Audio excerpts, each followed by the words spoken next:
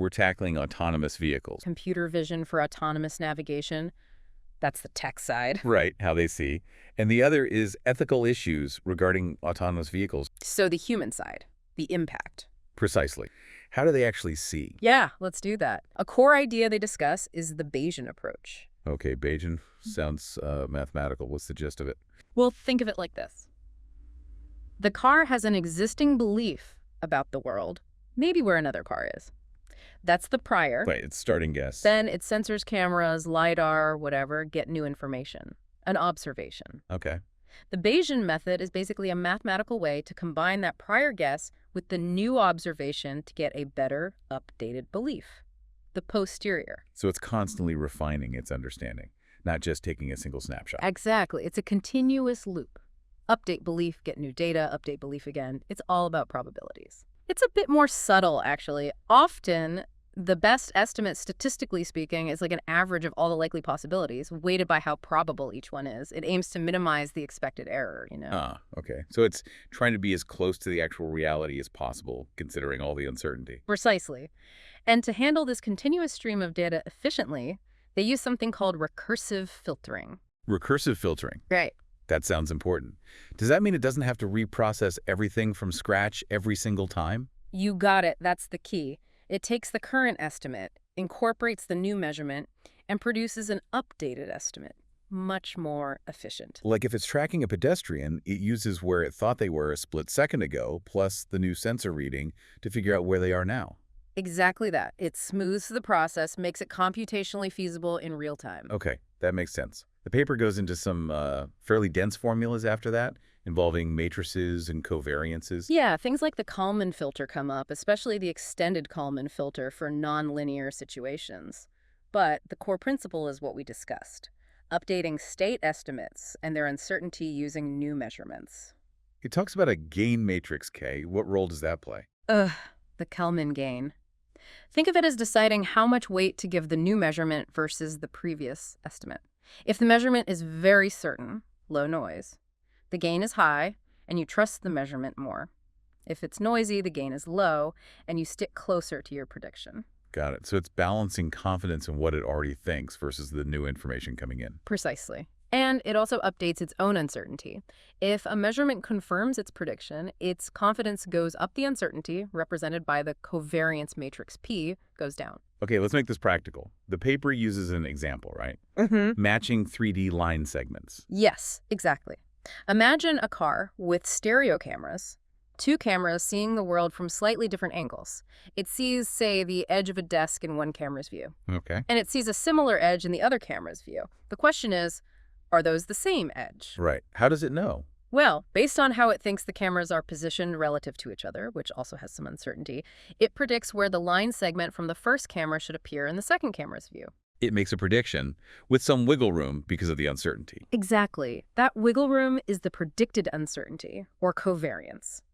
Then it compares this prediction, L, and its uncertainty, with the actual observation in the second camera, L, and its uncertainty. And that's where the Mahalanobis distance comes in. You got it. It's a statistical distance measure. It basically asks, how many standard deviations apart are these two observations, considering their combined uncertainties? So it's not just the physical distance between the lines in the image, but how surprising that distance is given how uncertain the measurements are. Perfect way to put it. If that distance squared, D2R, is below a certain threshold, say, corresponding to 95% probability on a chi-squared distribution, the system concludes, yep, that's likely the same line. And if they match. Then it fuses the information from both views to get a more precise estimate of that line segment's position and orientation in 3D space with reduced uncertainty. And it keeps doing this, building up a map of the environment, line by line, object by object, constantly refining it. The figures in the paper show this visually, right?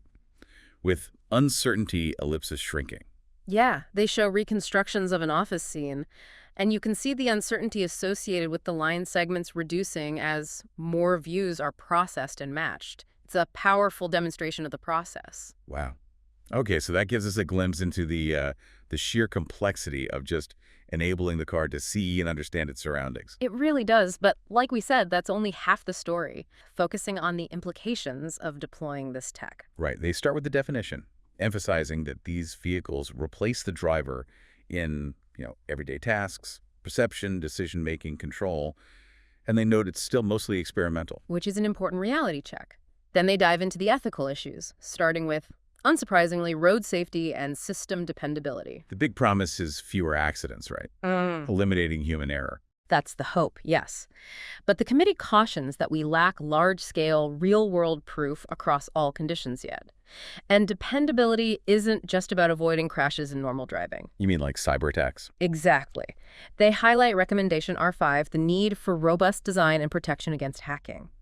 Imagine the chaos if someone could remotely control vehicles. It's a huge security concern. Definitely. What about the trolley problem scenarios? Yeah. Those unavoidable accidents. The dilemma question. They actually make a really interesting point. They say it's more of a thought experiment about human morality.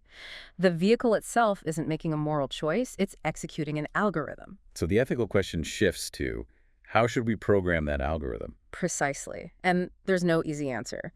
The committee mentions options like restricting AV use to certain areas, maybe dedicated lanes, or even programming random choices in some impossible scenarios, or having explicit, legally defined rules for how the car must act. That's R4 covering those pre-programmed choices. Wow, okay. Lots to consider there. What about human control? Does the driver just become irrelevant? Not necessarily. The report looks at different scenarios. For public transport or shared fleets, they mention remote operators, R6, kind of like air traffic control, but potentially much harder given the complexity and speed of road traffic. Yeah, I can see issues with operator attention or handling multiple incidents at once. Definitely.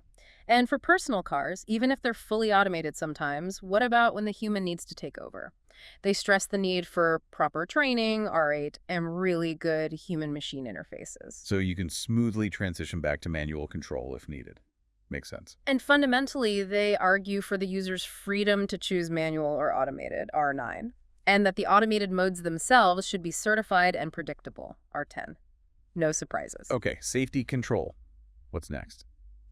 Personal freedom and data. That sounds like a big one. Huge. These cars are data vacuums. They collect info about the user, the route, driving habits, and constantly scan their surroundings, capturing images of streets, other cars, pedestrians. So my car knows where I go, and it's also filming everyone else in the street. Potentially, yes. That creates a clear conflict between the user's freedom and convenience and the privacy of others. The committee emphasizes the need for strong data protection, R11, informing users, anonymization, data destruction, especially if data leaves Europe. What about controlling the car itself? Like, could someone remotely lock it or move it? That's another freedom issue they raise, R12. They argue that should only happen within a clear legal framework, usually with user consent, unless there's a specific lawful mandate from authorities. Okay, that leads into the broader societal impacts, doesn't it? Yes, social and environmental ethics. They really stress public consultation, R13, R14. We need to talk about how automated transport, public or private, will affect mobility services, the environment, jobs. It's not just about the tech. It's about how we integrate it. Exactly. There's potential upside, better mobility for people who can't drive. But we need to ensure equitable infrastructure, R15, so it's not just a perk for wealthy areas. And some people might need human help to even use these services, R16. And jobs. Driving is a major source of employment. A huge one. R17 calls for planning and retraining for affected sectors. We need to manage that transition. Okay, and the environmental angle. Are they greener? It's complicated. They need a full environmental assessment, R18. On one hand, the sensors and computers use more energy intrinsically. On the other, automated driving could enable smoother acceleration, eco-driving, maybe platooning. Platooning. Yeah. Like trucks driving really close together. Yeah, R19 mentions truck platooning specifically as potentially beneficial for freight efficiency and emissions. But there are other factors, too. The energy cost of the digital infrastructure, the risk of more driving if cars can just cruise around empty, the impact of potentially needing dedicated lanes. So not automatically greener. Needs careful study. Definitely. And one final point they make is about terminology, using the word autonomous. Right. You mentioned that earlier. They prefer automated driving vehicle. Why? Because autonomous implies a level of self-will, independent decision-making, maybe even unpredictability, that doesn't really apply to machines running algorithms. automated is more accurate and manages expectations better, avoids misunderstandings. That's a subtle but, yeah, important distinction. Okay. So, wrapping it all up, we see this incredible technology emerging from complex computer vision, like the Bayesian estimation and filtering we discussed. Allowing vehicles to perceive and map their world with growing accuracy. But deploying it raises these profound ethical questions about safety, control, freedom, privacy, social equity, and environmental impact. It's a massive undertaking, technically and societally. Which really brings us to the final thought for you, the listener. When you weigh the sophisticated tech against these intricate ethical challenges, what kind of future do you actually see for these vehicles? And maybe just as importantly, what role should ordinary citizens play in deciding how and even if we integrate them into our lives? Definitely food for thought. This is a journey that's unfolding right now. And it's one we all need to be engaged with.